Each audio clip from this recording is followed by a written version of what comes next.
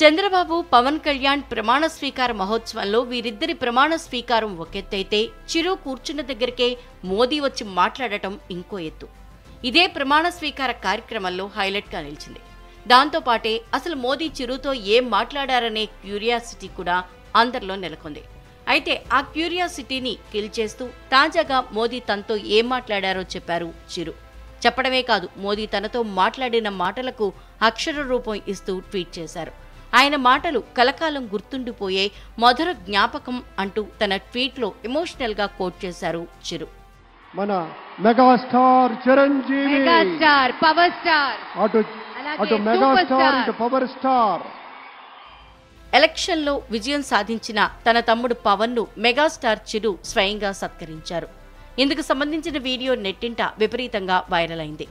అయితే ఈ వీడియోనే చూసిన నరేంద్ర మోదీ భావోద్వేగానికి గురయ్యారట.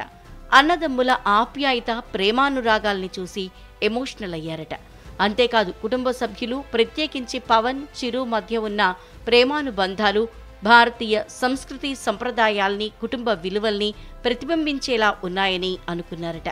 ఇక ఇదే విషయాన్ని ప్రమాణ స్వీకారం వేదికపై చిరుతో చెప్పారట మోదీ. అయితే మోదీ తనతో చెప్పిన ఈ మాటలకే మెగాస్టార్ చిరు తాజాగా ట్వీట్ చేశారు. వేదికపై తమ మధ్య జరిగిన సంభాషణ ఇదే అంటూ రివీల్ చేశారు. అంతేకాదు, తమ అన్నదమ్ముల ప్రేమ గురించి మోదీ మాట్లాడటం తనకు ఎంతో ఆనందాన్ని కలిగించిందన్నారు మెగాస్టార్.